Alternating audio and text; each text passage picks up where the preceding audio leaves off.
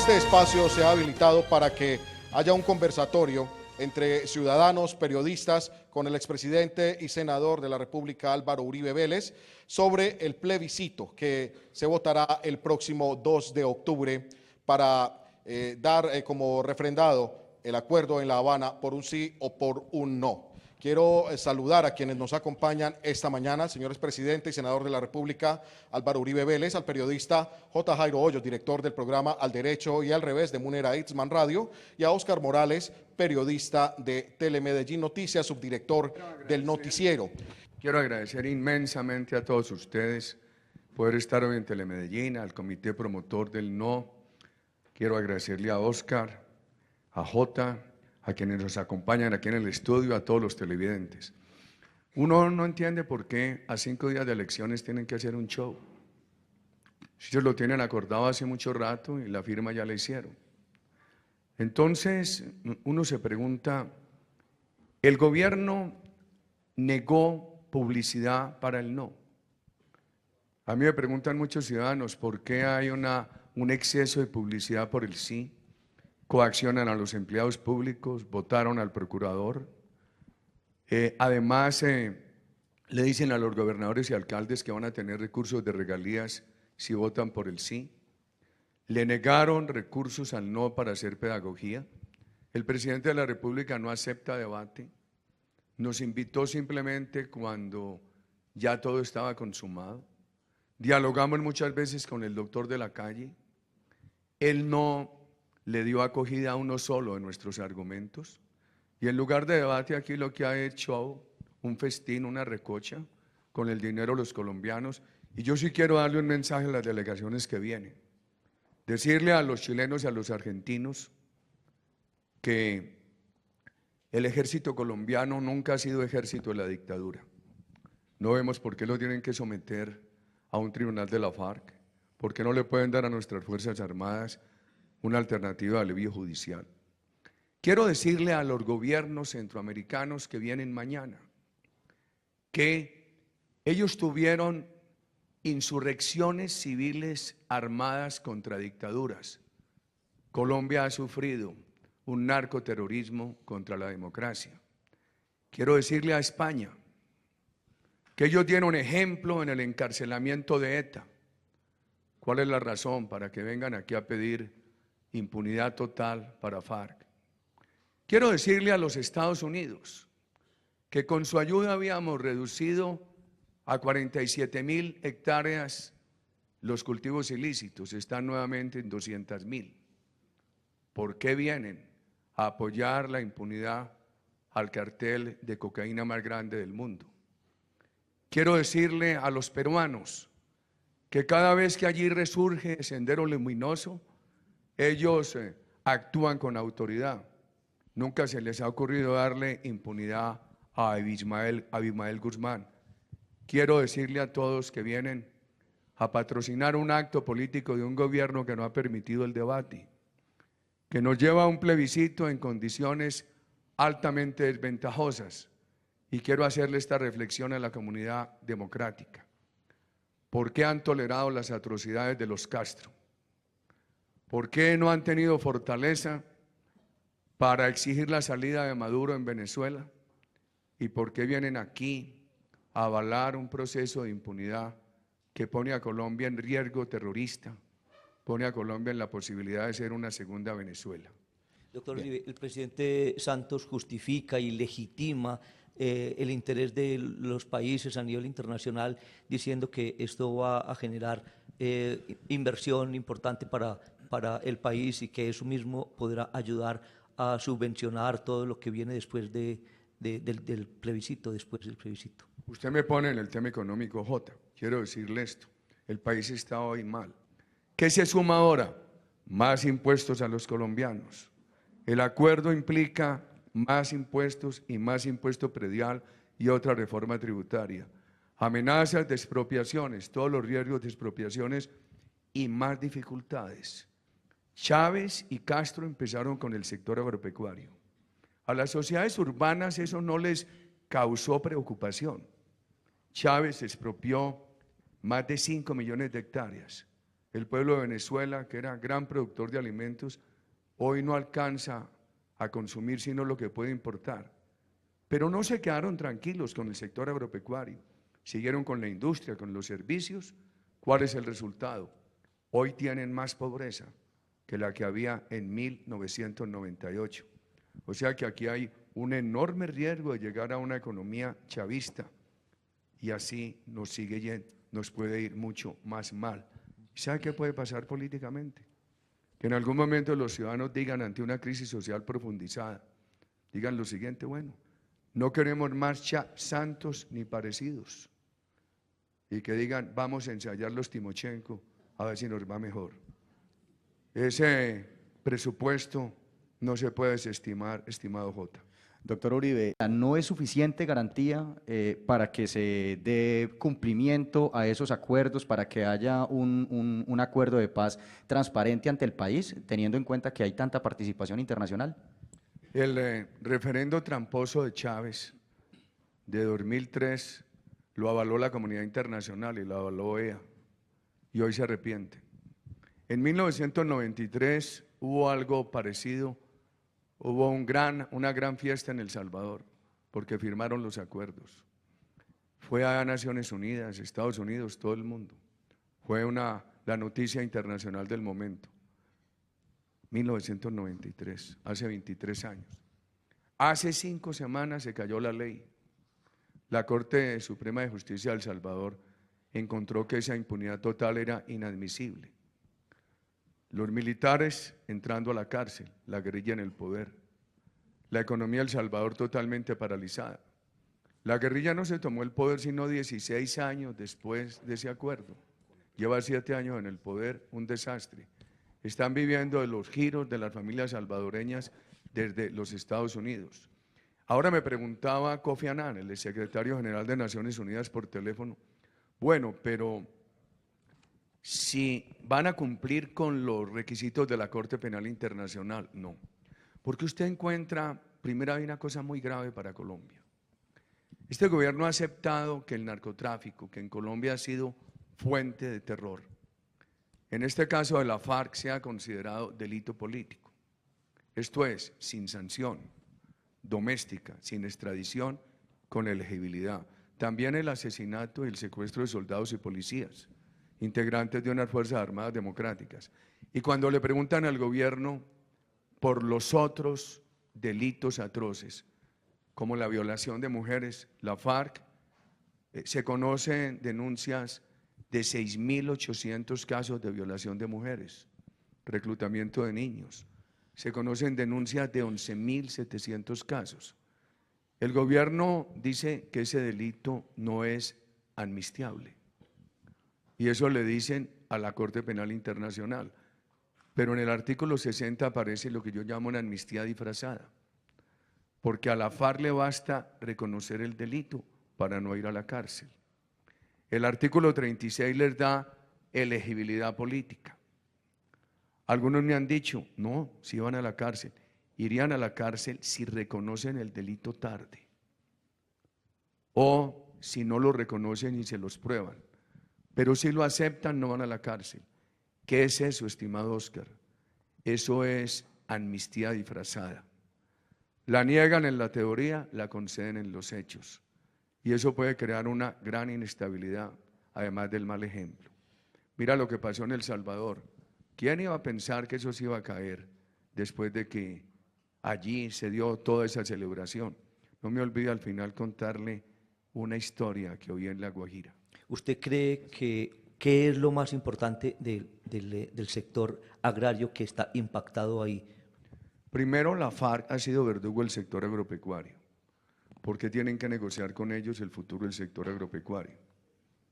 Segundo, el gobierno dice que las normas de zonas de reserva y de expropiación por utilidad social o incumplimiento de requisitos ambientales están en la Constitución.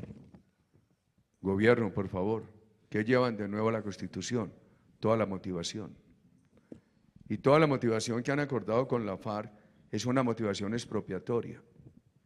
En un país que tiene suficiente normatividad para quitarle la tierra al narcotráfico, como lo veníamos haciendo en el gobierno nuestro. Hombre, ¿qué le tengo que decir a los televidentes? Gobiernos nuestros que tuvieron errores, faltantes, pero que íbamos mejorando en seguridad, en inversión, en política social. Se agilizó mucho la legislación para declarar la extinción del dominio de la propiedad y de la propiedad rural adquirida ilícitamente. Si el país tiene eso, ¿por qué tienen que negociar con la FARC? Una motivación de expropiación que pone en riesgo a los productores honestos del campo. Ahí tiene usted un problema bien grave. Por ejemplo, las zonas de reserva campesina, que no han reivindicado a los campesinos, que exponen todos los inmuebles que están al interior en riesgo de expropiación, que les congelan la comercialización. Esas zonas no han servido en Colombia. ¿Quién va a invertir en esas condiciones? ¿Quién va a desarrollar allí una agroindustria? Han sido emporios dominados por la FARC. Hasta hoy en la legislación actual, el gobierno tiene facultades discrecionales para aprobarla o no. Si ustedes leen esto, va a quedar obligatorio a pedido de las comunidades, que van a comprar 3 millones de hectáreas. ¿Tienen la plata? ¿Van a pagar justo precio? Aun si así fuera, le hacen un gran daño a Colombia, porque hay muchos productores del campo que lo que quieren es poner el campo a producir, no que se los compren. Pero ¿cuánto valen 3 millones de hectáreas, más 7 millones que van a titular? Y no le titulan, por ejemplo, a gente tradicional, honesta, los llaneros, que han tenido unas posesiones históricas, al contrario se las quieren quitar. ¿Cuánto vale eso? Entonces, si lo van a expropiar simplemente con una mínima indemnización, le crean una inestabilidad tremenda al campo, un riesgo de escasez de alimentos al país, en un mundo que para el año 2070, de acuerdo con lo que decía la FAO en el 2010, tendrá que producir el doble de alimentos de lo que producía en el 2010. Con ese criterio de que todos los baldíos en Colombia fueron mal adjudicados porque los acumularon, todo lo vuelven expropiable. Solo quedarían a salvo las propiedades adjudicadas por la corona española. Y ha habido un anticipo, que es la ley de restitución de tierras, que además no se necesitaba, porque con la ley de extinción de dominio, una tierra mal adquirida, ilícitamente adquirida, se podía recuperar. Les voy a contar esto que pasó en Barranca Bermeja, que es ilustrativo. Un señor vendió una tierra hace 15 años, pidió que se la restituyeran. El juez ordenó restituirla.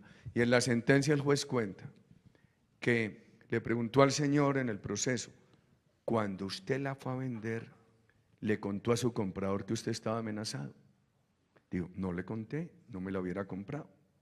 Y el juez dijo, eso probó que el señor compró de buena fe, pero fue culpable, porque compró una tierra en una zona de conflicto. Así vuelven expropiable, restituible a todo el país.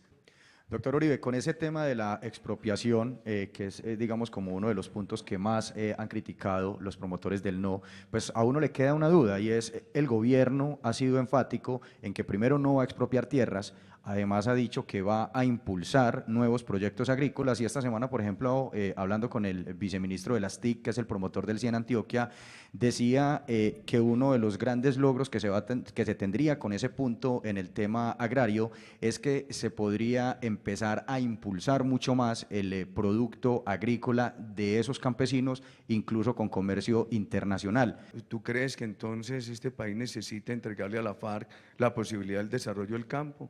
El presidente Misael Pastrana hizo una gran política de apoyo al campo.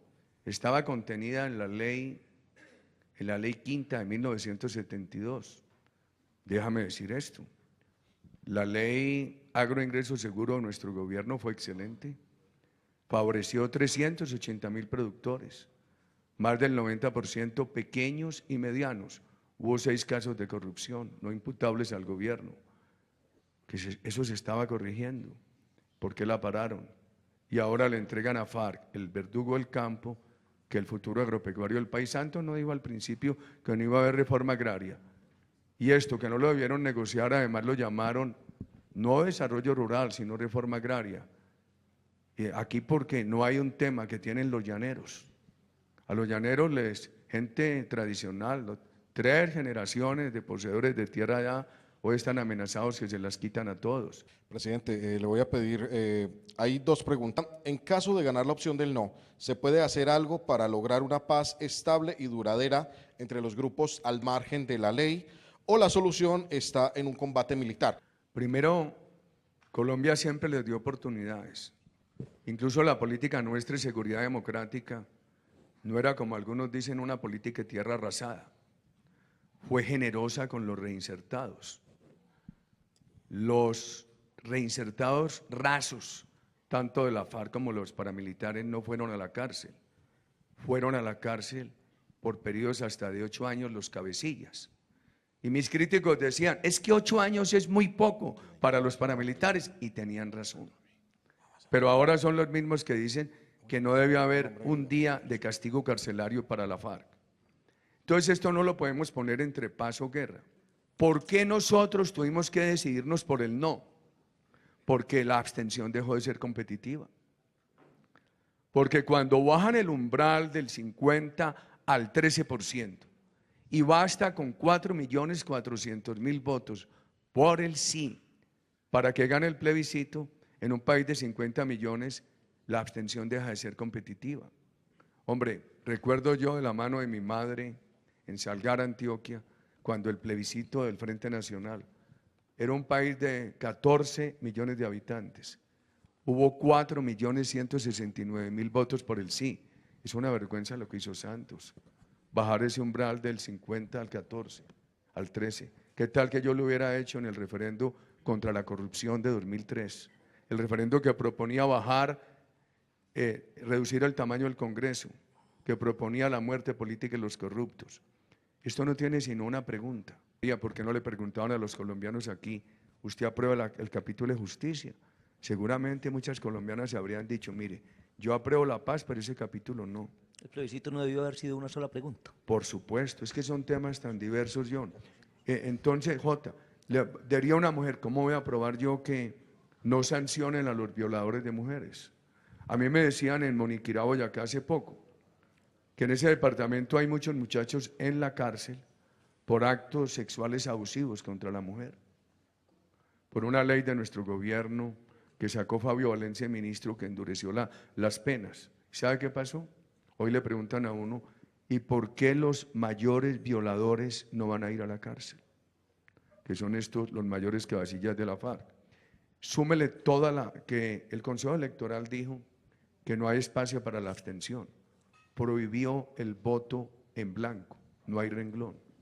Entonces nos toca a nosotros, a pesar de que es un plebiscito ilegítimo, lleno de trampas, es decir, por coraje patriótico votamos no. Consecuencia del no. Inicialmente el gobierno nos dijo, claro, no es que es Uribe es guerrerista, paramilitar. Entonces le dije, hombre, decíamos públicamente, presidente, pero si a usted le gustó mucho la seguridad democrática, no se agazapó ahí mientras lo elegimos. ¿No aparecía usted como el principal adversario de Chávez? Y después empezó a decir que la seguridad era muy mala, que era guerra. Y después nos destapó ese amorío con Chávez y con la FARC. Le dije, nosotros nosotros somos personas de seguridad, con inversión y política social, no de guerra. Entonces le dijimos, vea, quédense tranquilos, si gana el no, sigan negociando, pero reorienten. Y en ese momento nos dijeron, no se puede. Televidentes, claro que se puede. Porque si gana el no, no se afecta la competencia del presidente que la deriva de la Constitución y de la ley para reorientar la negociación. Otra cosa es que no quiera. Le pediría a Óscar entonces que inicie con el segundo tema, preguntas sobre participación política. El tema de la participación política también ha sido uno de los que más dudas ha generado en el pueblo colombiano, sobre todo por el asunto aquel de las 10 curules, 5 en Cámara, 5 en Senado. Siempre se les dio la oportunidad y respondieron con más violencia. Estados Unidos no le daría elegibilidad a ISIS, ni Francia ni Bélgica. Mire, el país más flexible es España en las democracias. Sí, televidentes, ¿saben qué acaba de pasar en España? Arnoldo Otegi, Óscar. Arnoldo Otegi, preso de ETA, por ETA, miembro de ETA, preso, acaba de salir de la cárcel. Aspiró a ser presidente del País Vasco y la Corte Suprema Española le dijo, no le acepto eso, porque usted salió de la cárcel, pero todavía está en libertad condicional. ¿A dónde están pues una democracia bien flexible como esa? Y aquí es que los van a sancionar con restricción de la vivienda, pero simultáneamente podrán estar ejerciendo una representación política. Que las curules, estimado Oscar, lo más grave para nosotros es que las pongan en cabeza de personas que están incursas en delitos de lesa humanidad. Pero uno pensaría, discúlpeme doctor Uribe, uno pensaría que esas curules no van a ser inicialmente para el secretariado, porque finalmente el secretariado va a tener que responder con cárcel por los delitos de lesa humanidad, que es lo que está Ahí contemplado estás en el artículo. equivocado.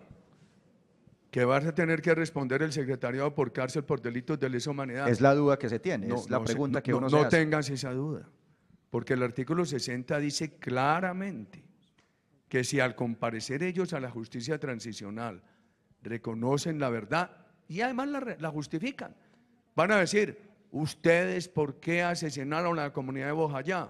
Le van a decir, porque allá había paramilitares, porque el ejército estaba con paramilitares, porque la comunidad apoyó al ejército.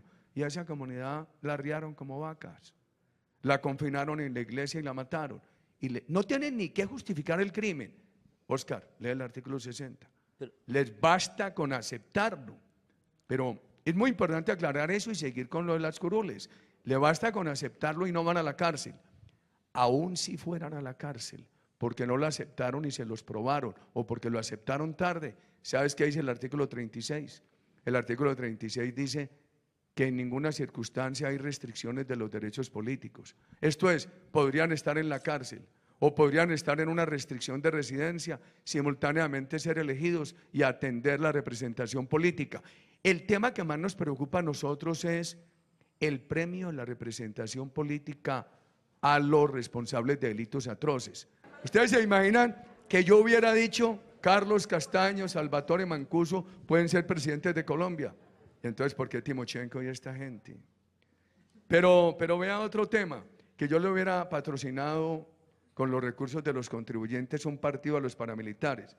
¿Sabe? La FARC puede tener 10 o 26 curules, porque hay 16 curules en circunscripciones exclusivas que ellos convendrán con el gobierno, donde no van a competir partidos históricos.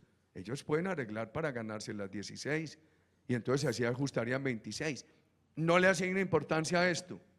Al partido de la FARC le dan hasta el 2022 el 15% del fondo de los partidos. De ahí hasta el 2026 el 10%. Siempre el 5% que para promover sus tesis, espacio de televisión. Vamos a tenerle que rogar a nosotros a Telemedellín que nos ayude para poder competir. Y le dan 31 emisoras. Hombre, usted, que yo le hubiera dado una emisorita si quiere medio vatio a los paramilitares. Yo creo, esto no es solamente un tema de competencia política, sino de ética. Un país que ha tenido una democracia respetable como Colombia, que la ha sabido corregir, no tiene por qué entregarle las posibilidades políticas a quienes han hecho de su vida un recorrido criminal. ¿Usted nunca les aceptó a los guerrilleros o al país que hay un conflicto armado en Colombia y siempre ha insistido en que lo que han sido las FARC son unos terroristas y de ahí como su punto de partida para establecer como esa posición tan radical suya frente a los dirigentes de las FARC, más no de los guerrilleros rasos? Correcto, usted lo ha establecido muy bien. Nosotros decimos, pero además proponemos alternativas para los cabecillas. Nosotros decimos, no castigue al guerrillero raso, reinsértelo generosamente. Inclusive aceptamos que el castigo al cabecilla para darle ejemplo a la sociedad, para que no se pueda decir que ser pillo paga. Y quiero al final referirme a eso, que pueda ser en una colonia agrícola y que pueda ser reducido.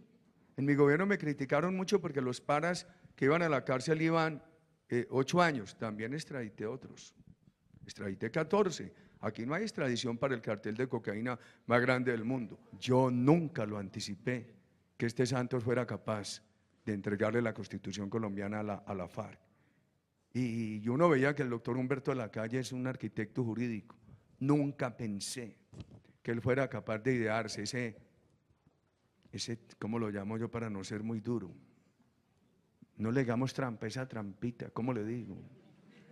esa triquiñuela para subir todo lo acordado por la FARC a la Constitución colombiana, que invocando los acuerdos del derecho humanitario. Continuamos con el tercer punto. J. Jairo, quiero que induzcas entonces la primera pregunta a este punto de fin del conflicto. Sí, precisamente, doctor Uribe, usted ha dicho que la firma del acuerdo no pone fin al conflicto, sino que es la semilla de nuevas violencias. ¿Por qué?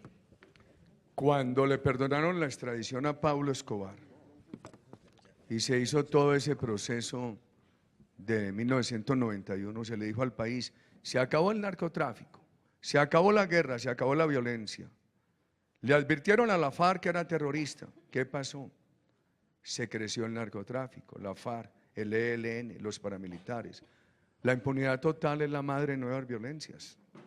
Jurídicamente, éticamente, está prohibido preguntar por la paz, porque no es válida la posición de alguien que diga niego la paz. No es válida ni en lo jurídico, ni en lo ético, ni en lo moral. Sin embargo, Santos pregunta por la paz, cuando la Constitución colombiana se lo prohíbe. Con otro problemita. La pregunta es induciva, dice que para lograr una paz estable, ponerle fin al conflicto. Entonces se están olvidando del ELN, del Frente Primero la FARC, de las BACRIN, de 200.000 hectáreas de coca.